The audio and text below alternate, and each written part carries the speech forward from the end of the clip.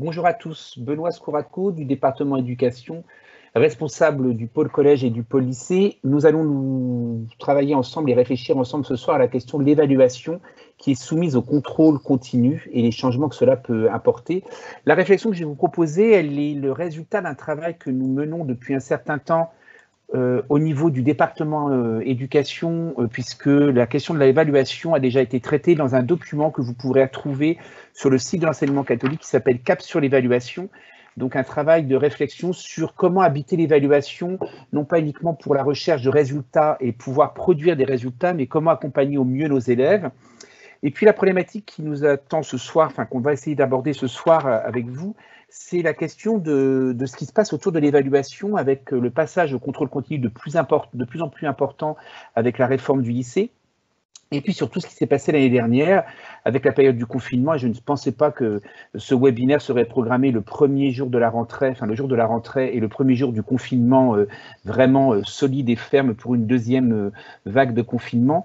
Donc effectivement, l'année dernière, on a vu exploser la place du contrôle continu au niveau du baccalauréat, puisque les élèves n'ont passé quasiment aucune épreuve, ils ont tous été validés par rapport au contrôle continu. On s'est rendu compte aussi avec les fameux E3C du premier et du deuxième trimestre, avec le problème d'harmonisation, que les élèves ont des fois eu des résultats qui étaient en deçà de ce qu'ils obtenaient le jour du baccalauréat, et ça repose cette question concrète de qu'est-ce qui se passe autour de l'évaluation.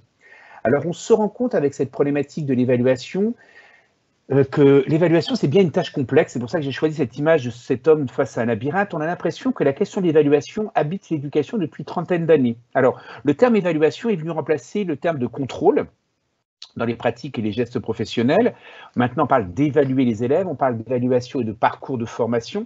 On voit qu'il y a un vrai changement, en tout cas dans la façon de parler, mais on voit bien coexister au sein de nos établissements la pratique à la fois d'une évaluation et la pratique de contrôle. Donc d'ailleurs, on parle de contrôle continu. On ne parle pas d'évaluation en continu. On voit aussi encore apparaître même dans des écoles primaires des cahiers de contrôle, ça existe encore.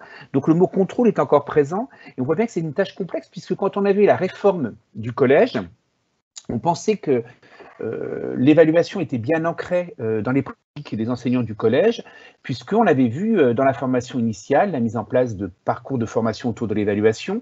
Il y avait de nombreux ouvrages qui s'étaient faits, beaucoup de formations en formation continue s'étaient faites au sein des établissements, formation initiale comme continue, sur les pratiques d'évaluation au sein des collèges. Et puis on s'est rendu compte, avec la mise en place de la réforme du collège, qu'il y a eu une forte demande de formation à l'époque quand les premiers textes sont apparus, et très très vite quand la mise en place de la réforme s'est mise en place, on a vu apparaître effectivement une demande très forte de formation sur les pratiques d'évaluation au collège, quelles que soient les disciplines, dans toutes les disciplines. Alors, sauf effectivement en EPS ou en SVT, ou en langue, où les pratiques d'évaluation étaient souvent très ancrées et déjà une pratique forcément instaurée, mais on a vu effectivement exploser des demandes en formation. Et là, on se rend compte aussi qu'avec la mise en place de la réforme, les organismes de formation sont énormément sollicités auprès par les enseignants, par les équipes enseignantes et par les chefs d'établissement ou les réseaux d'établissements sur les questions de comment réfléchir ensemble à des pratiques d'évaluation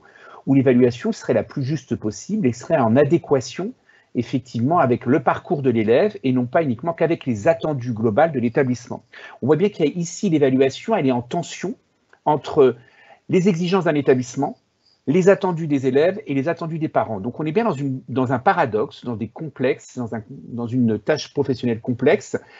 Comment effectivement faire en sorte que l'évaluation elle soit bien intégrée au parcours de formation de l'élève? Est-ce que nos élèves connaissent les modalités d'évaluation dès le début du parcours d'apprentissage? Est-ce qu'on parle clairement d'indicateurs et de critères d'évaluation avec nos élèves? Est-ce que les élèves ont une acculturation de la pratique de l'évaluation? Ou est-ce qu'on a encore une évaluation qui arrive à la fin d'un parcours et souvent avec un ressenti des élèves ou une peur des élèves de se dire de toute façon ce qu'on risque de me demander, quand on questionne les élèves sur les pratiques d'évaluation, ils ont souvent l'impression qu'on va leur poser des questions ou que les sujets qui seront soumis aborderont quelque chose qu'ils n'ont pas abordé en classe. Donc on voit bien qu'il y a quand même encore des craintes, il y a encore des confusions autour de l'évaluation. Alors, est-ce que c'est des craintes fantasmées, est-ce que c'est des réalités ou c'est des pratiques mauvaises, entre guillemets, qui se sont mises en place et qui peuvent acculturer ça? Ou est-ce que c'est vraiment quelque chose que les élèves ressentent parce qu'ils ont l'impression, ou alors c'est un ressenti qu'ils ont parce qu'effectivement il y a des vrais problèmes dans les pratiques d'évaluation? ou en tout cas, on n'a pas ajusté encore les pratiques d'évaluation. Ça montre bien que nous sommes face à une opération complexe qui demande beaucoup de réflexion, qui demande un travail d'équipe, qui demande une concertation, qui repose sur un contrat didactique clairement énoncé et qui ne l'est pas toujours. Alors on voit bien ici que, quelque part, l'évaluation, elle est au sein du système éducatif français, elle est essentielle, puisque, comme je vous dis, il y a une littérature importante sur l'évaluation, il y a énormément de formations autour de l'évaluation, il y a une demande importante autour de l'évaluation, il y a eu un très gros débat et qui continue encore à exister sur la question de doit-on garder les notes, doit-on voir les notes disparaître, est-ce qu'on est pour ou contre les notes, la question de la place de la moyenne aussi. Donc on voit bien qu'il y a quelque chose qui est assez complexe sur l'évaluation et on pourrait se dire que c'est un peu l'arbre qui cache la forêt puisque derrière l'évaluation, c'est quand même l'apprentissage qui est présent, c'est comment on se situe. Et quand j'ai préparé cette intervention et quand on a travaillé avec le pôle lycée, on est revenu à des propos du pape François qui avait été prononcés le 7 juin 2013 lors de la rencontre avec la Compagnie de Jésus en Italie et en Albanie. Ces propos ils sont assez intéressants. Dans l'éducation, il y a un équilibre à maintenir, un pas ferme sur la surface de sécurité, mais l'autre en allant dans la zone à risque. Et lorsque ce risque devient sécurité, l'autre pas cherche une autre zone à risque. On ne peut éduquer seulement dans la surface de sécurité, non. Cela empêche les personnes de grandir, mais on ne peut pas non plus éduquer seulement dans la zone à risque. Cela est trop dangereux. Il faut cet équilibre des pas, rappelez-le-vous bien. Cette parole du pape François nous renvoie à quelque chose qui est essentiel autour de l'évaluation. On ne peut pas apprendre ce qu'on ne sait pas. C'est ce que disait Françoise Dolto dans son essai sur l'échec scolaire. On apprend quelque chose quand on est en situation de connaissance et qu'on a quelque chose de familier. Et là, on peut le redire quand il parle de la zone d'équilibre, quand il parle de la zone de sécurité, le pape, il nous parle bien, je peux revendiquer que je maîtrise quelque chose quand je me sens en sécurité. Et je peux aller vers un nouvel apprentissage, quelque chose que je ne connais pas, si je prends appui sur ce que je sais. Et pour identifier ce que l'on sait, on a besoin de ces évaluations. Et nos élèves et les lycéens ont fortement besoin d'avoir des indicateurs précis pour être capables de pouvoir dire à un moment donné, ça je sais le faire, ça je ne sais pas le faire, ça j'ai besoin de telle aide à un moment donné. Et on voit que ça s'est fortement développé à l'école primaire, ça s'est de plus en plus instauré aussi au niveau du collège, mais encore au lycée, on a du mal à travailler dans cette logique et on a du mal à permettre aux élèves d'être capables de pouvoir lire leur parcours d'orientation, leur parcours de formation à la lumière de leurs résultats et pas uniquement à la lumière des notes obtenues, mais concrètement de ce qu'ils savent faire, de ce qu'ils maîtrisent et du niveau de compétence qu'ils peuvent avoir. Il n'est pas rare, lors d'entretiens d'orientation au niveau du lycée, que ce soit en seconde, première ou terminale, de voir des élèves qui nous disent à un moment donné, quand on leur pose la question, quelles sont les disciplines dans lesquelles vous êtes à l'aise, ou alors quels sont tes points forts, les élèves répondent, dans telle discipline, j'ai telle moyenne, par exemple 16, donc là je sais que je suis fort. Puis là j'ai telle moyenne, 12, donc je pense que je suis moyen. Ou là j'ai en dessous de la moyenne, donc je suis forcément mauvais. Mais on va effectivement avoir comme seul indicateur la moyenne, mais on ne parle pas de compétences, on ne va pas parler de niveau, ni de choses maîtrisées ou de niveau de maîtrise. Et c'est ça qui est un petit peu gênant, on se rend compte qu'à un moment donné, les élèves ont beaucoup de mal à être capables d'identifier concrètement quels sont les seuils de compétences qu'ils maîtrisent et quels sont les seuils de compétences qu'ils ne maîtrisent pas. Et c'est là la question, quand je renvoyais tout à l'heure la question d'une tâche complexe, c'est que l'évaluation, elle doit permettre ceci et elle doit offrir à l'élève des outils, des éléments pour qu'il sache ce qu'il sait faire. Il n'est pas rare de voir des élèves recevoir une copie, de vous dire à un moment donné, ou une production, ou le résultat d'un compte-rendu d'une expérience en SVT ou en physique-chimie, d'un TP, et de ne pas comprendre le résultat. Alors il y a deux choses, on peut se dire, s'il ne comprend pas le résultat, peut-être qu'il y a un problème de compréhension de la part de l'élève, c'est ce que souvent on a tenu en disant il ne comprend pas le résultat parce qu'il n'a pas suivi, ou alors que se questionner à un moment donné, s'il ne comprend pas le résultat, pourquoi? Est-ce que le contrat didactique était clairement posé? Est-ce que les indicateurs étaient clairement énoncés, de réalisation étaient clairement énoncés? Est-ce qu'il y avait une grille d'évaluation claire et précise? Et est-ce que cette grille d'évaluation permet de lire le résultat et d'identifier ce que l'élève sait faire ou ne sait pas faire?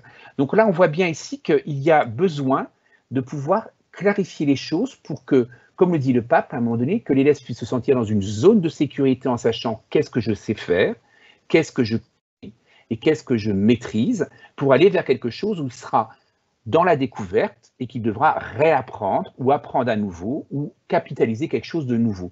Donc on se rend bien compte ici qu'on est dans une démarche qui ne touche pas que l'évaluation et la production de résultats, mais effectivement qui touche réellement profondément la façon qu'on a de travailler avec nos élèves et la didactique, la pédagogie et la théorie des apprentissages qu'on essaye de mettre en place.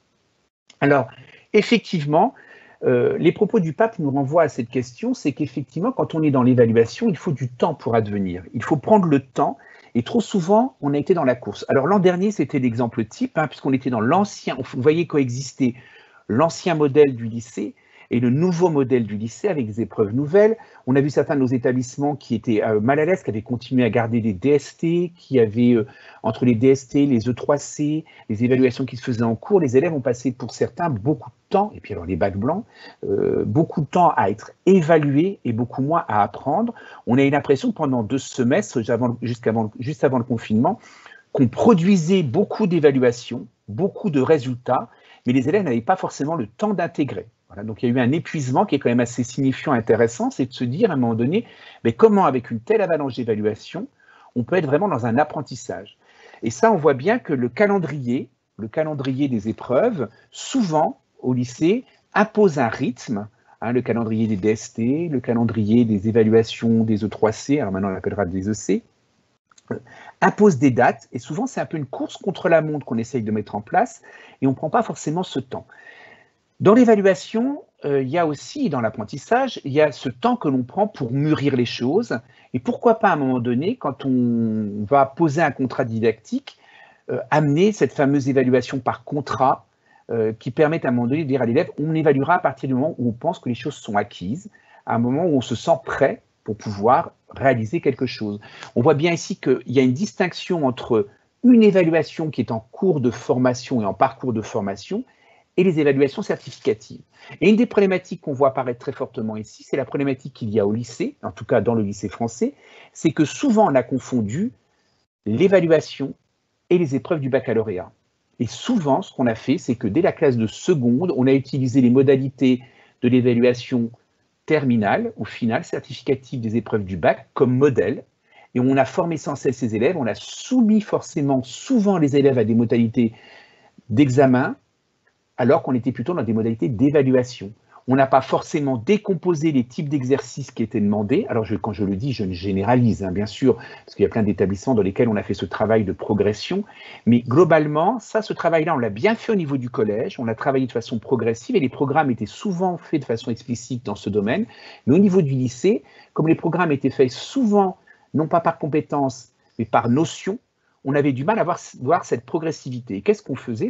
On préparait des évaluations en fonction de l'horizon du baccalauréat et dans les critères et dans les systèmes attendus par les épreuves du baccalauréat. Donc on ne prenait pas forcément ce temps, on ne décomposait pas forcément les apprentissages, on ne mettait pas les niveaux d'échelle descriptive de compétences à atteindre de telle période à telle période, qui ne permettent pas forcément de travailler sur une régularité, de prendre ce temps pour identifier ce que je sais faire, ce que je devrais savoir faire et ce que j'ai encore à apprendre à savoir faire. Et c'est ça que l'évaluation, elle doit donner.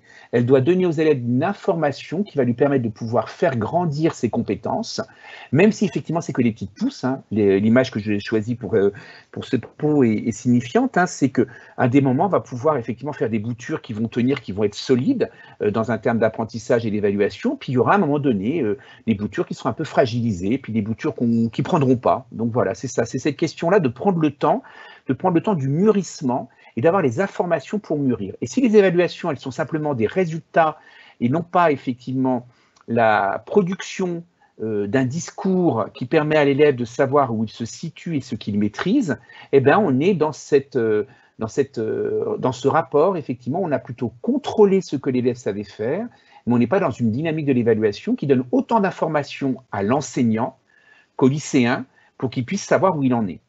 Donc tout ça, ça nous renvoie quand même à quelque chose d'essentiel, c'est la question de l'accompagnement qui est une des clés de l'évaluation. Alors on a parlé beaucoup d'accompagnement lors de cette réforme du lycée, mais lors de la précédente réforme du lycée, on avait mis en place des heures d'accompagnement. Malheureusement, lorsque nous avions fait le bilan au sein du département éducation de la mise en place de l'ancienne réforme, on s'était rendu compte que l'accompagnement qui était plébiscité globalement par beaucoup d'établissements, ces heures d'accompagnement s'étaient transformées souvent en cours de soutien et n'avaient pas trouvé vraiment leur dynamique première qui était de pouvoir accompagner les élèves à se sentir dans une démarche, pas se sentir, à entrer dans une démarche de réflexion et avoir une démarche réflexive sur leur parcours de formation, identifier ses besoins, identifier ses points forts, c'est ça aussi l'évaluation. L'évaluation, ce n'est pas uniquement passer des épreuves, c'est franchement aussi être capable de pouvoir construire un portfolio, hein, un livret de compétences, être capable de pouvoir identifier ses propres compétences. Il est quand même assez désolant de voir que certains de nos lycéens, avec des très bons résultats, quand on leur demande ce qu'ils savent faire, ce qu'ils voudraient faire, d'être souvent quoi et de ne pas être capable d'argumenter, de prendre appui sur des choses concrètes qu'ils maîtrisent. Donc, ou qu'ils maîtriseraient. Donc, on voit bien ici qu'on a une vraie difficulté à pouvoir accompagner au plus près nos élèves et prendre ce temps. Alors, dans les heures d'accompagnement que l'on a, il y a les heures d'accompagnement qui vont aider les élèves à être accompagnés, et ça, c'est essentiel de relire ces parcours, hein, de relire leurs résultats obtenus, de reprendre des évaluations, identifier clairement ce qui a fonctionné, ce qu'ils savent pas faire. C'est tout cet accompagnement d'explicitation, les fameux entretiens d'explicitation, qu'on a beaucoup développé lors de la réforme du collège, et beaucoup d'établissements sont dans cette logique, et qu'on voit de plus en plus se mettre en place au niveau du lycée. Hein, sur le travail du parcours à venir, on voit ce travail qui se fait dès la classe de seconde, avec le choix des spécialités. Ben c'est ça l'évaluation aussi. C'est à la lecture des résultats que tu as obtenus, à la lecture de ton parcours de formation, quelles sont tes compétences et comment tu évalues ta capacité dans le choix de spécialité que tu as fait, puisqu'aujourd'hui l'élève choisit ses spécialités, hein, qu'on est simplement nous, en tant que conseil de classe, à produire un avis, comment cet avis produit par le conseil de classe vient rencontrer celui de l'élève, et peut-être qu'on peut avoir à un moment donné le choix d'une spécialité où on peut être en fragilité, mais s'il y a une motivation profonde, si ça s'inscrit dans un projet, accompagner l'élève justement au mieux et au plus près et au plus juste pour qu'il puisse avancer.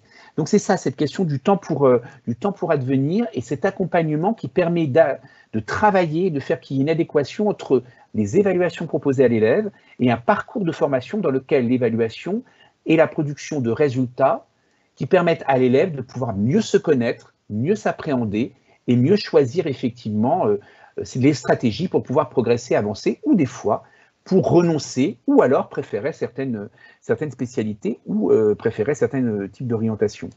Alors, on voit ici aussi un point important.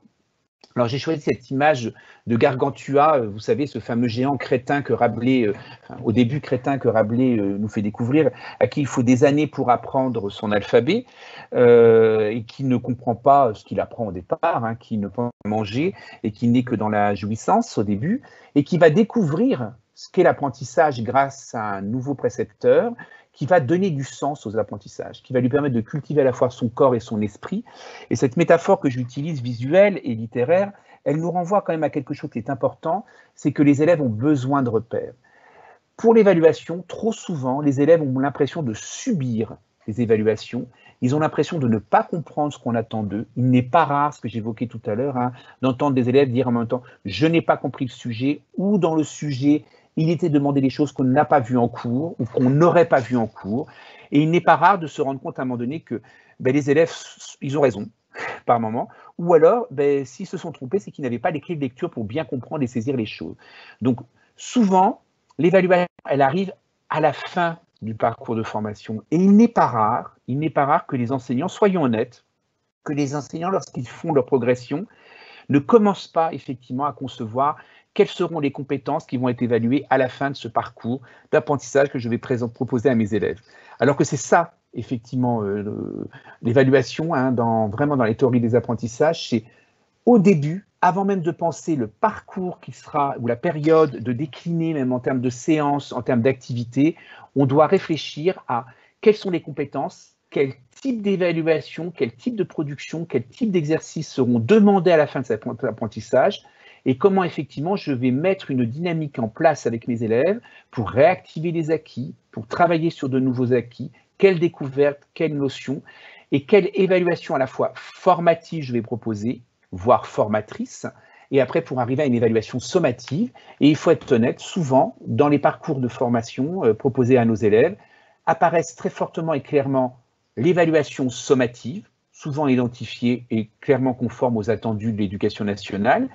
Il y a souvent une absence de parcours de formation et d'évaluation formative, ou alors elle est trop implicite, elle est souvent évoquée par l'enseignant, mais pas signifiée à l'élève, qu'il soit capable de pouvoir faire des points et des bilans régulièrement dans son parcours pour pouvoir mettre en place des stratégies de contournement, des stratégies de compensation. C'est ça, il a besoin de ces temps de repère et prendre ce temps que j'évoquais tout à l'heure, hein, prendre cette question de l'accompagnement et de l'ajustement, c'est ça dont les élèves vont avoir besoin. Donc, repenser aussi, peut-être en équipe, une des pistes possibles, c'est comment on conçoit nos périodes d'enseignement et d'apprentissage et quelle place on donne à l'évaluation. Et avant de rentrer dans la réalisation du schéma ou du scénario pédagogique, éducatif et didactique d'une séquence, eh bien, si on l'a pensé, comment on a pensé au départ les modalités, pas les modalités, avant de penser les modalités, les compétences clairement à travailler, les compétences acquises, vous avez les fameux prérequis, les acquis des élèves, et puis ce qu'il y aura à acquérir et ce qu'on devra vérifier. Et ce qui permettra effectivement, dans l'évaluation à la fin, de donner plus de valeur aux nouveaux acquis qu'il y aura eu dans cette période, plutôt que les acquis confirmés. Voilà. Donc on voit bien que les élèves vont avoir besoin de ces éléments-là. Donc on a effectivement ici un vrai travail à faire au niveau du lycée, à reprendre ce travail d'échelle descriptive, reprendre ce travail de comment, dans une progression, on intègre des modalités d'évaluation et à quel moment on va pouvoir proposer des évaluations formatives aux élèves pour qu'ils puissent s'expérimenter, qu'ils puissent s'essayer à des outils complexes ou à des exercices complexes, puisqu'on rentre de plus en plus dans la complexité entre la seconde et la première, les exercices se complexifient. L'autre point qui semble important à travailler, à voir aussi ensemble, au niveau de l'évaluation, c'est que souvent, le lycée pense à évaluer les savoirs savants, les savoirs disciplinaires. Et souvent, on oublie effectivement que l'élève est un citoyen et qu'on a aussi à évaluer d'autres compétences uniquement que les compétences disciplinaires, que les exercices et les attendus du baccalauréat. Souvent, on les évalue de façon diffuse, ou on les met dans une observation globale qu'on peut mettre à la fin d'un bulletin. On marque que l'élève est particulièrement investi, qu'il est attentif aux autres, qu'il a le souci de l'autre, qu'il est solidaire. Voilà. Mais concrètement, est-ce que nos parcours de formation au niveau du lycée permettent vraiment aux élèves de pouvoir évaluer ces fameuses compétences psychosociales que vous voyez ici résumées par quelques items, savoir résoudre des problèmes, savoir prendre des décisions, savoir se faire comprendre, être habile dans les relations, avoir une pensée critique, avoir une pensée créative, se connaître soi-même, éprouver de l'empathie pour les autres, savoir gérer le stress, savoir gérer ses émotions. Ces compétences, elles sont présentes dans nos programmes. Elles sont présentes, mais elles ne sont pas énoncées comme telles. En revanche, il est intéressant à un moment donné qu'on puisse leur donner une place dans les parcours de formation qu'on propose et dans l'évaluation qu'on propose pour que l'élève soit capable de pouvoir identifier clairement ses compétences. Une qui me vient à l'esprit ce soir, et particulièrement cette rentrée du 2 novembre, avoir une pensée critique et avoir une pensée créative, on voit bien toute l'importance que l'on a aujourd'hui, et on a toujours eu besoin de le faire, mais on voit que l'actualité nous renvoie à ça, c'est que la pensée critique, comment on apprend effectivement cette pensée critique. Et puis, il y a un autre point aussi qu'on pourrait rajouter ici, qui rentre avec la question du grand oral. Comment, effectivement, on va distinguer pratique de l'oral et apprentissage de l'oral. Et ça reposerait sur quelle évaluation et sur quel exercice d'évaluation et sur quelle didactique de l'oral. On voit bien ici le lien étroit qu'il y a entre parcours de formation, didactique, théorie des apprentissages, et puis le travail sur les compétences. Donc, on voit bien ici que le lycée est dans une mue, est en train de bouger. Il quitte un petit peu les habits étroits d'un ancien lycée qui était très fortement dans la transmission pour entrer de plus en plus dans la dynamique qui se met en place depuis une trentaine d'années au niveau du primaire et au niveau du collège, qui s'est quand même mis en place au niveau du lycée lors de ces dernières réformes. Et là, on voit clairement le virage très fort qui a été pris et qui impose quand même aujourd'hui au lycée à changer vraiment dans ses pratiques et dans les gestes professionnels des enseignants. Et ça renvoie à un tableau que Jean-Pierre Astolfi, qui est décédé, qui avait écrit un ouvrage très intéressant, Éducation et formation, nouvelles questions, nouveaux métiers. Le travail de M. Astolfi, qui s'intéressait très fortement à la formation des enseignants, à la formation aussi aux didactiques des différentes disciplines et à l'accompagnement de ces compétences à développer chez les enseignants.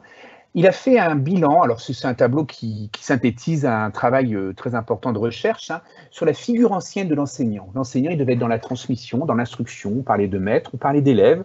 On était sur la notion de programme, de leçon, de notion, de mémoire, de connaissance, et c'était le contrôle. La figure nouvelle, on est plus dans la construction, ce que j'évoquais tout à l'heure, dans la notion de formation, c'est un terme que j'ai employé fortement tout à l'heure, médiateur sur la question de l'accompagnement. Le terme apprenant, qui est à mettre entre guillemets, parce que je sais que ça blesse beaucoup d'oreilles de personnes, mais c'est quand même intéressant de penser que l'élève est en situation d'apprentissage et qui se caractérise par cette démarche-là, celle qu'évoquait le pape François précédemment dans la citation que je vous ai lue, la notion de curriculum plutôt que de programme, la notion de dispositif, de concept, de cognition, de compétences et l'évaluation qui vient remplacer le contrôle.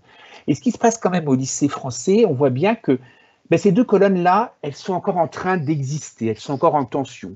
On voit bien quand même que pour le premier degré et le collège, on a vraiment avancé sur la figure nouvelle du métier d'enseignant. Au niveau du lycée, on a encore très fortement ancré qu'un bon prof, c'est celui qui sait se faire respecter, qui va avoir le silence dans sa classe où les élèves vont écouter, où là, effectivement, on travaille sur quelqu'un qui fait les programmes en totalité, quand quelqu'un qui est capable de produire des leçons que les élèves pourront apprendre, alors qu'on se rend compte aujourd'hui que c'est beaucoup plus complexe. Il faut effectivement, ça ne veut pas dire qu'on est dans une opposition totale avec l'ancien système et l'ancienne figure de l'enseignant.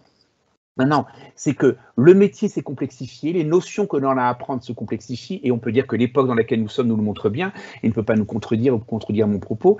On se rend bien compte ici que l'évaluation est beaucoup plus complexe que le contrôle. Le contrôle, c'est à un temps T, on s'arrête, on pose les valises, et on va contrôler si l'élève sait ou ne sait pas. L'évaluation, même si elle relève quand même de cette notion de contrôle, elle va beaucoup plus loin. C'est que de ce qui sort de ce temps T, qu'est-ce qu'on en fait? Comment on va le valoriser? Et l'idée, c'est effectivement comment on va accompagner l'élève, non pas pour le dévaluer, mais pour donner de la valeur. Et on revient bien sur le terme profond de l'évaluation, c'est donner de la valeur. Évaluer, c'est donner de la valeur. Et là, on le voit bien apparaître ici que effectivement, le contrôle, je vous disais, ça donne sur un temps T. Et l'évaluation, il y a effectivement l'évaluation certificative ou sommative, mais il y a aussi l'évaluation formatrice, il y a aussi l'évaluation formative qui permet d'accompagner l'élève tout au long du parcours. Et effectivement, il y a plein de petites activités que l'on propose régulièrement et souvent de façon inconsciente ou spontanée en cours à nos élèves qui sont de l'ordre de l'évaluation. Mais il faut les identifier pour que les élèves, eux, en aient conscience et soient capables de... Lorsqu'un élève va reformuler en début du cours ce qu'il s'est passé au cours précédent, c'est aussi une démarche à la fois, on travaille l'oral, certes, la reformulation, certes, mais c'est aussi une évaluation, ça nous permet de voir est-ce que l'élève est capable d'utiliser les termes que nous avons travaillés l'autre fois, ou est-ce que l'élève va utiliser toujours les anciens termes qui étaient travaillés avant la leçon, et il n'est pas capable de changer les termes pour arriver à un discours plus spécialisé ou plus affiné. Donc ça nous renvoie quand même à des questions, quelles pistes on a pour avancer effectivement vers une évaluation qui soit la plus conforme possible à cette volonté d'accompagner au mieux la personne dans une formation intégrale. Alors, quelque part, on est effectivement dans quelque chose d'utopique. La vraie évaluation parfaite, elle est quasiment intenable. Faire à chaque fois une évaluation diagnostique très structurée en début de période pour identifier les élèves quand on a un nombre d'importance. Au niveau des lycées, on a entre 30 et 40 élèves par classe, donc c'est compliqué. On voit bien cette difficulté, ça relève d'un enjeu, c'est un enjeu important. L'évaluation est une pierre angulaire du parcours de formation, mais effectivement, elle est très ambitieuse. Il va falloir effectivement là être peut-être plus précis dans les propos. Donc l'idée aussi, certes, c'est vivre l'utopie, mettre en place l'évaluation, mais on peut y croire, se dire à un moment donné que par des pratiques régulières et des changements de posture, les enseignants arrivent à l'instaurer. On l'a bien fait en EPS, on l'a vu se mettre en place en SVT, on l'a vu se mettre en place avec le cadre européen des langues. Il n'y a pas de raison qu'on n'arrive pas dans toutes les disciplines à être dans une pratique de l'évaluation qui permette à l'élève d'être de plus en plus conscient du parcours de formation qu'il suit. Tout ça, ça nous amène quand même à un enjeu important, on est là pour faire advenir la personne. On est bien, cette évaluation, elle n'est pas que réussir à avoir des bons résultats au bac et avoir son bac avec une mention pour obtenir sur Parcoursup ce qu'on veut absolument, avoir le meilleur dossier possible. C'est un des enjeux, certes, mais ce n'est pas le seul. Nous avons, nous, l'ambition dans l'enseignement catholique de rendre nos élèves capables de se connaître, d'identifier leurs points forts et aussi leurs points faibles, d'être capables de pouvoir avoir des stratégies pour pouvoir mettre en valeur ses compétences, mais aussi être capable de compenser quand ces compétences, et être capable aussi de s'adjoindre les compétences des autres pour travailler avec les autres et vivre ensemble.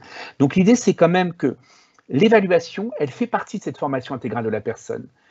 Donner des clés à quelqu'un pour mieux comprendre ce qu'il est en train d'apprendre, c'est l'aider aussi à mieux comprendre et se comprendre et advenir au sein du monde dans lequel il est. On voit trop d'élèves qui, effectivement, réussissent brillamment leur parcours de formation au niveau du baccalauréat et qui souvent sont en situation de difficulté parce qu'ils étaient tellement bons, ils ont rempli les dossiers, ils se retrouvent avec, sur Parcoursup, le vœu qu'ils avaient, et puis quand ils sont dans leur formation, ils se rendent compte que ça ne correspondait pas vraiment à ce qu'ils voulaient. Ils se posent des questions, et on voit de plus en plus ces élèves, souvent bons élèves, qui changent de parcours de formation ou qui finissent une formation d'ingénieur et qui retournent vers une autre formation par la suite, ou qui reprennent un parcours de formation totalement différent après quelques années d'exercice professionnel, reconversion totale, ces élèves, ces ingénieurs qui deviennent boulangers par exemple, ou qui deviennent artisans. Alors, ce n'est pas du temps perdu, c'est pas ça, mais quand on discute avec ces profils-là, ce qui est intéressant, c'est de se rendre compte qu'ils disent à un moment donné, comme j'étais bon élève, comme ça marchait bien, que j'avais des bonnes notes, je ne me suis pas questionné sur ce que je désirais profondément. Et c'est ça qui est intéressant. Souvent, on se pose la question de l'élève qui va être en difficulté. Alors, ça veut dire qu'il ne faut pas le faire avec lui, c'est important qu'on le fasse. Mais un vrai travail d'évaluation et un vrai accompagnement de nos élèves doit permettre d'accompagner tous les élèves, et c'est pour ça tout à l'heure que je disais un peu vivre l'utopie, hein, c'est cette idée-là, c'est comment faire en sorte qu'on puisse se connaître mieux, que l'élève arrive à se connaître mieux pour faire des choix qui lui conviennent. Ça nous amène effectivement à cette question de ne pas se soumettre à l'urgence du temps que j'évoquais tout à l'heure. Ça donne une place importante à la question de l'auto-évaluation. Quelle place on donne à l'auto-évaluation? Et c'est très intéressant. Alors moi, je suis moi-même enseignant en lycée, et quand je pratique l'auto-évaluation, que je demande aux élèves lors d'un entretien, suite à un résultat d'un travail ou d'un rendu de travail, avec des indicateurs, avec une grille remplie, avec des indicateurs renseignés, comment ils justifieraient, alors parce que je suis dans un établissement où il y a des notes, mais quelles notes ils attribueraient par rapport aux indicateurs donnés, par rapport à la grille d'évaluation remplie, quelles notes ils se donneraient. Et souvent, ils sont dans une grande difficulté, certains refusent même de le faire, parce qu'il y a cette pudeur, cette difficulté à pouvoir s'auto-évaluer. Alors, ce travail de l'auto-évaluation, c'est une des pistes à travailler. Comment on peut intégrer de plus en plus l'auto-évaluation, voire la co-évaluation au sein de nos séquences d'apprentissage, et comment on peut travailler le plus près possible sur cette question-là de qu'est-ce que j'ai fait, dans ce que j'ai fait, qu'est-ce que je comprends, qu'est-ce que je ne comprends pas, et quels sont les indicateurs qui me permettent de dire à un moment donné, je mettrai en place une stratégie pour pouvoir rentrer dans une autre démarche d'apprentissage, ou poursuivre mon parcours de formation et remédier à ce que je n'ai pas maîtrisé. Ça nous renvoie ça à la question du contrat didactique et du contrat aussi d'évaluation qui est posé. Est-ce qu'on a posé clairement, en début d'apprentissage, les attendus qu'il y aura autour de l'évaluation? Est-ce qu'on a signifié régulièrement, pendant ce parcours de formation, les attendus, c'est cela qu'on travaille à ce moment-là, lors de cette activité-là, lors de ce cours-là. C'est ça qu'on va travailler, ça correspondra à ce qui vous sera demandé dans 15 jours, 3 semaines ou en temps de temps. Donc, ce n'est pas pour leur mettre la pression, mais c'est se dire à un moment donné, travailler non pas dans l'urgence du temps, mais faire du temps un allié en décomposant les séquences par période qu'on peut avoir et les séances que l'on a à travailler avec les élèves, les notions de façon progressive. Qu'est-ce qu'on a mis avant? On l'a mis avant parce que ça, c'est travaillé après, combiné avec une nouvelle notion, et ça va te permettre de travailler telle compétence qui sera évaluée à tel moment. Et c'est ça qui est intéressant, c'est de permettre à l'élève de pouvoir être capable d'identifier clairement là où l'on est dans le parcours d'apprentissage, et à un moment donné, être capable de pouvoir faire une lecture dans ses productions ou dans ses activités pour pouvoir rendre compte de ce qu'il a acquis ou de ce qu'il pourrait acquérir. Et ça nous renvoie quand même quelque chose qui est intéressant, c'est qu'on se rend compte qu'il y a une diversité de l'humain. On sait bien, on n'arrête pas de parler, on dit qu'on a de plus en plus de classes hétérogènes. Vous savez, on dit classe hétérogène, homogène, c'est souvent ce qu'on dit quand on fait le bilan d'une classe. Parce qu'effectivement, on est face à un groupe d'individus, un groupe de personnes, et on n'est pas qu'à face à des élèves, et on a effectivement des personnes différentes, des parcours différents, des élèves qui vont plus facilement être à l'aise à l'écrit, d'autres à l'oral, plus dans l'exercice de synthèse, plus dans la créativité pour d'autres. On doit effectivement être aussi dans la diversité évaluative. Et on peut se permettre peut-être certaines acrobaties qu'on n'ose pas s'autoriser effectivement à évaluer autrement. Pourquoi pas permettre à des élèves à un moment donné, lorsqu'ils sont en situation d'évaluation, d'un rendu d'une production, qu'ils sont en deçà de l'attendu, leur proposer de recomposer, de reprendre le travail, ou alors de proposer de reprendre une partie du travail en ciblant bien les indicateurs à travailler et de le valoriser soit par une nouvelle évaluation, ou soit de dire à un moment donné, c'est cette note-là, c'est la deuxième évaluation qui va rentrer en compte parce que là, ça y est, c'est acquis, c'est solide, tu as travaillé. Pourquoi pas aussi à un moment donné prendre le temps avec les élèves de fixer le temps d'une évaluation, passer l'évaluation quand on est capable de, quand on se sent assez prêt pour le faire. On propose plusieurs dates et les élèves peuvent évaluer à un moment donné, à telle période. On a une dizaine de places pour évaluer, par exemple, au bout de 3 semaines d'apprentissage. Puis il y en a d'autres qui vont avoir besoin d'un peu plus de temps, d'être capable de différencier, d'utiliser le temps de façon différente. tous les élèves, lorsqu'on n'est pas dans l'évaluation certificative, bien sûr, et sommative, les élèves peuvent évaluer en fonction de leur rythme, dans leur respect de rythme. C'est des fois compliqué à mettre en place, mais quand on le met, c'est tellement intéressant et le résultat est tellement dynamisant pour les élèves, tellement responsabilisant qu'on se rend compte que souvent, ça permet aux élèves de réduire ce temps-là et ils sont de plus en plus prêts pour le faire. Ça permet aussi cette démarche d'une évaluation par contrat de confiance, aussi de clairement énoncer qu'est-ce qu'il y aura dans l'évaluation, qu'est-ce qu'on va évaluer comme compétence. Ça ne veut pas dire qu'on donne le sujet avant, bien sûr que non. Mais quand on passe clairement le contrat d'évaluation, que les élèves puissent être conscients d'eux.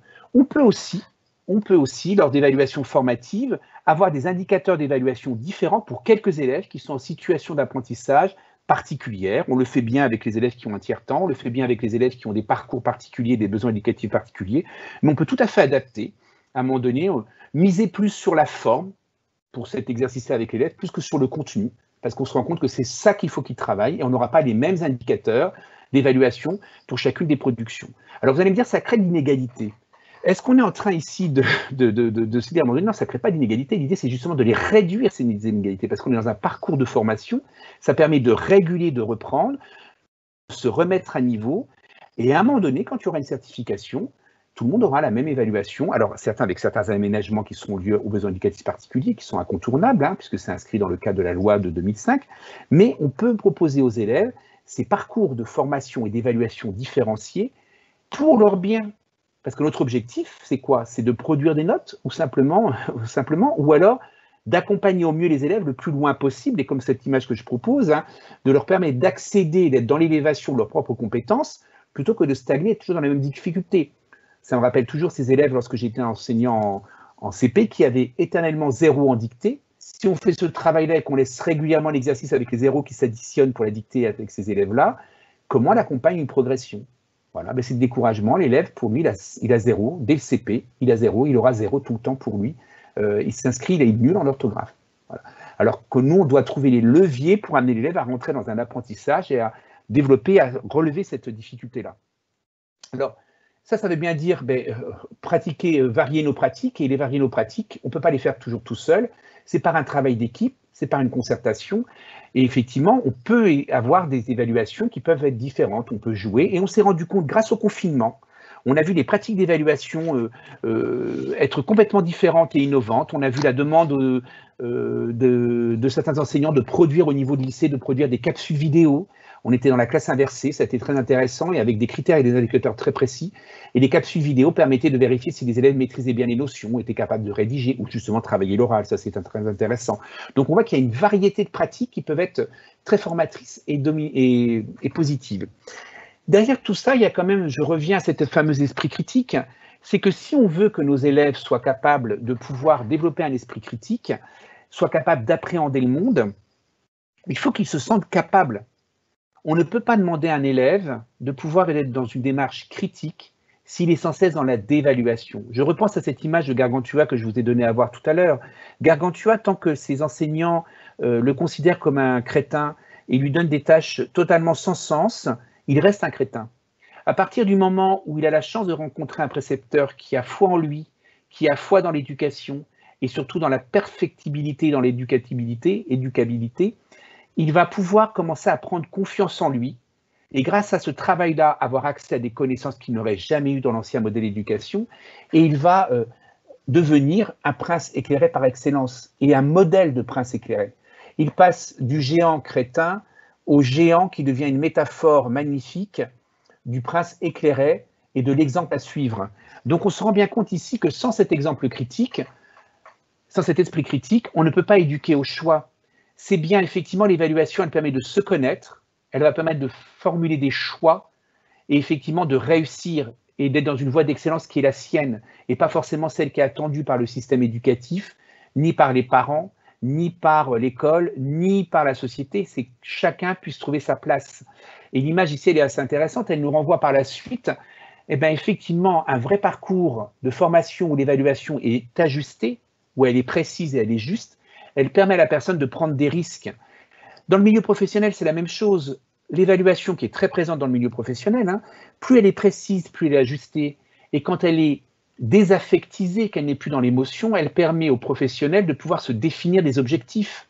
On voit bien dans les parcours de formation des enseignants, lorsque nous avons une inspection qui est mal vécue parce qu'on a l'impression d'être humilié ou de mal vivre le discours de l'inspecteur, on n'est pas dans une dynamique de formation. En revanche, même si l'inspecteur, lors d'un entretien, signifie dans une séquence ou une séance qu'on a pu animer les quelques limites qu'elle a pu avoir, mais qu'il va valoriser l'intérêt de la construction, qui rentre dans un dialogue pédagogique et éducatif avec l'enseignant, qui parle de professionnel à professionnel avec l'enseignant, ça devient un entretien qui est formateur et qui va permettre d'avoir une vraie évaluation formative. C'est la même chose avec les élèves. Si l'élève, lui, n'a pas le moteur d'une évaluation qui va lui permettre d'avoir ses compétences, une compétence, ça va devenir son moteur, enfin, c'est pas le moteur, ça va devenir le carburant pour faire fonctionner son moteur, mais le petit garçon qu'on voit sur l'image, il ne va pas bouger, il va rester là, et il n'osera jamais franchir le chemin qui lui reste devant lui. Donc cette métaphore du chemin à parcourir, elle est quand même assez intéressante, et elle nous montre bien qu'il faut avoir cette énergie-là. Et ça nous renvoie quand même à quelque chose, hein. J'évoquais tout à l'heure l'utopie.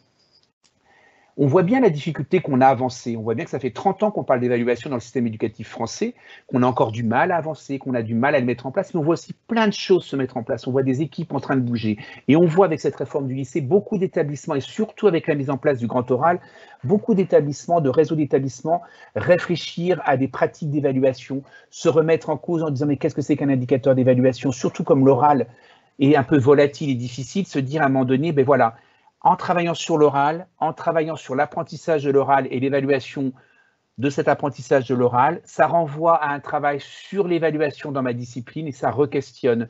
Donc j'emploie cette image de Chute, je rêve, qui est une reprise d'un tableau de Ben, l'artiste, effectivement de dire peut-être qu'en étant plus silencieux, mais dans l'action, on arrivera à proposer à nos élèves de vrais parcours de formation au niveau du lycée qui leur permettent de rêver leur avenir et de rentrer dans l'action par la suite. Voilà, j'arrive à la fin de mon propos.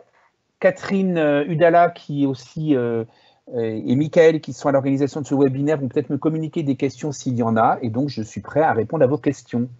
Alors, je vous écoute. Je t'écoute, Catherine. Il n'y a aucune question, donc peut-être on peut laisser une minute oui. Si les questions peuvent arriver sur le côté, il faut nous les envoyer, et comme ça on pourra te les communiquer, Benoît. Donc si tu as encore un petit mot à ajouter à la fin, pour leur laisser une petite minute pour réfléchir. Oui, je reviendrai sur la question de la diapositive sur laquelle je suis passé assez rapidement sur varier nos pratiques, puisque ça reprenait aussi pas mal de diapositives qu'il y avait avant. Il me semble quand même que l'évaluation, comme ça s'est passé dans la réforme du collège, quand c'est devenu un objet de travail d'équipe, et surtout d'une équipe interdisciplinaire et d'être dans la transdisciplinarité à un moment donné quand on travaille sur l'évaluation des compétences, par exemple savoir écrire ou lire une consigne dans l'ensemble des disciplines, ça a permis aux établissements et aux équipes d'avancer fortement sur les pratiques d'évaluation, et ce qui fait qu'on a beaucoup de jeunes lycéens, en tout cas en début de seconde, qui sont capables et qui sont des fois étonnés d'ailleurs quand ils n'ont pas de grille d'évaluation, quand ils n'ont pas d'indicateur précis, quand ils ne savent pas effectivement à partir de quel indicateur ils sont évalués, de pouvoir questionner les résultats d'une évaluation. Donc si on arrive à rentrer dans cette dynamique-là au lycée, encore plus fortement qu'on le fait quand même depuis plusieurs années, on pourra avancer de plus en plus sur une transparence qui permettra à chacun de pouvoir naviguer dans ces pratiques d'évaluation et que ce soit plus de la frustration ou de la blessure et qu'on soit dans la dévaluation, mais vraiment dans un levier qui permette à chacun de savoir où il en est. Aussi bien dans l'enseignant, qui peut se dire à un moment donné, ben là, ça n'a pas fonctionné, là, je me rends compte qu'ils n'ont pas compris, c'est peut-être de ma faute, ou c'est peut-être pas de ma faute, mais en tout cas, le dispositif que j'ai proposé n'était pas assez opérant, et revoir sa copie pour proposer quelque chose, eh ben, on peut le faire ça aussi avec les élèves. Voilà. Ce travail de remise en question de l'évaluation, c'est quand même un objet intéressant à travailler, et ça peut être un objet de travail en équipe intéressant. Parce que souvent, on demande à nos équipes dans un établissement à travailler ensemble. Si on ne donne pas un objet concret, ben souvent on a du mal à travailler ensemble et ça peut tourner en rond ou à vide. Et l'objet d'évaluation, c'est un objet qui est quand même intéressant. Quelle pratique, par exemple, je pense à l'évaluation formative que l'on peut mettre en place, ou l'évaluation diagnostique, comment on identifie les prérequis lors d'une période, voilà, comment on peut travailler. Et s'éclairer du travail qui est fait des collègues des autres disciplines. Hein. Moi, je sais que j'ai travaillé beaucoup avec les collègues en EPS, en formation initiale, et les collègues en langue. C'était quand même assez riche de voir les indicateurs et de voir les démarches qu'ils utilisaient, comment ça peut servir dans d'autres disciplines. Catherine, toujours pas de questions? Alors, Benoît, nous avons... les questions arrivent. Donc, une question de Luc. Est-ce que tu as une biblio à nous proposer? Alors ça, la biblio, je vous la transmettrai juste après. Il y a une biblio, je ne l'avais pas transmise, mais effectivement, on va la transmettre et je la communiquerai à Michael et Catherine pour qu'elle vous soit transmise. Une autre question, comment aider les enseignants à prendre distance des programmes et donc aussi des notes nécessaires pour arriver à une évaluation qui fait grandir? Alors, votre question, elle est géniale et elle est essentielle. Je pense que là, surtout au niveau du lycée. C'est vrai qu'on est dans une vraie tension professionnelle très, très dure pour beaucoup d'enseignants et surtout une injonction qui vient souvent de la part des inspecteurs. Et là, je jette une pierre, effectivement, dans le jardin des inspecteurs. Hein, c'est où en êtes-vous du programme? Ça, est-ce que ça rentre dans le programme?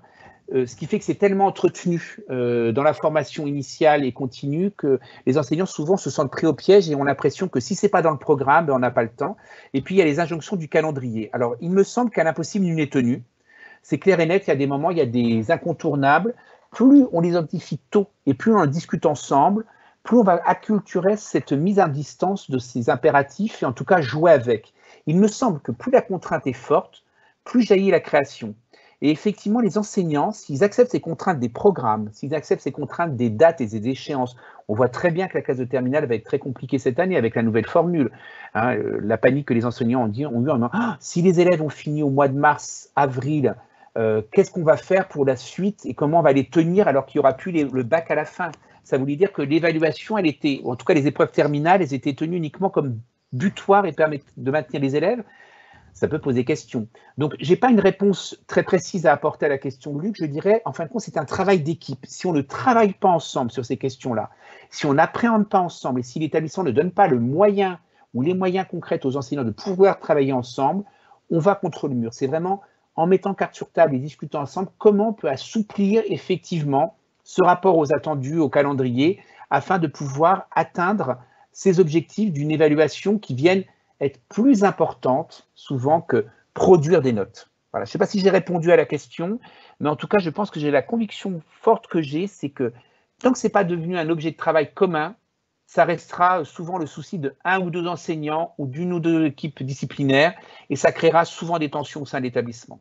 Et ça veut dire aussi que l'équipe de direction doit relayer ça et qu'il y ait une communication claire au sein du projet de l'établissement, disant bien qu'on est là pour accompagner les élèves et les former, et qu'un établissement d'enseignement catholique n'est pas là pour faire uniquement les programmes. Catherine? Une autre question de Muriel. Pourriez-vous détailler davantage l'évaluation par contrat? Concrètement, en classe, comment le mettre en place? Merci. Alors, l'évaluation par contrat, elle a plusieurs formes. Il y a pas mal de théories, mais un élément le plus simple, c'est qu'au départ, quand on commence une période, quand un enseignant va préparer une période, il a identifié clairement quels sont les acquis que les élèves doivent avoir en début de période. Quels sont les acquis qu'ils devront avoir à la fin de la période. Et après, c'est de se dire, voilà, quel sera le type d'évaluation que je proposerai aux élèves pour vérifier à la fois qu'ils sont capables de prendre appui sur les acquis précédents et de montrer, de valider les acquis récents. Et ça, on le dit dès le début de la période. Nous allons aborder ceci, messieurs, dames, parce que, alors moi je parle par exemple en lettres, hein, nous allons travailler ceci, et à la fin, vous devrez être capable de pouvoir rédiger l'introduction d'un commentaire littéraire en fonction de tel indicateur. C'est dit clairement, c'est énoncé clairement et pas contraint en disant aux élèves, quand vous vous sentirez prêt, je vous proposerai de réaliser tel type d'exercice. En fin de compte, c'est clair, c'est qu'on pose le contrat. Un contrat, on accepte de le signer uniquement quand il a été énoncé et lu par les deux parties. Et bien, c'est ça la question d'évaluation par contrat. Ça peut être une fiche qu'on donne aux élèves au début en disant les acquis, voilà, les acquis visés, et ensuite, en bas, le type d'exercice, alors pas le type d'exercice, si, ça peut être le type d'exercice, et les compétences qui seront validées. C'est une fiche simple qui est donnée au début de période aux élèves, on en discute ensemble, et on revient régulièrement sur cette fiche-là pendant le parcours d'apprentissage, et on le convoque pendant l'évaluation formative.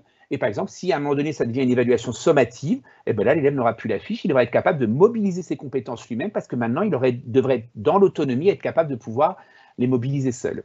Catherine ? Une autre question, dans une situation exolingue, comment évaluer les apprenants? Y a-t-il des démarches à suivre lors de l'évaluation?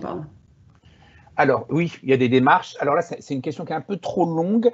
Une réponse qui serait un peu trop longue, il faudrait que je répondrai plutôt par écrit à la personne. Et je crois qu'il y a la possibilité après des webinaires de répondre par écrit, donc je traiterai la question par écrit. Oui, tout à fait. Mais il y a des démarches et il y a dans la bibliographie, je vous donnerai quelques références qui permettent de pouvoir répondre à ces questions. Très bien. Maintenant, je vais te lire des remarques parce que nous avons des remarques, nous n'avons plus de questions, mais des remarques. Oui. Quelqu'un qui dit « Ce seront peut-être les collégiens qui impulseront le changement ». Un autre, pas de question, le propos est clair, structuré et invite à un vrai changement de culture en lycée. Pardon. Ensuite, le programme dans la tête, pas la tête dans le programme. Ça, c'est top.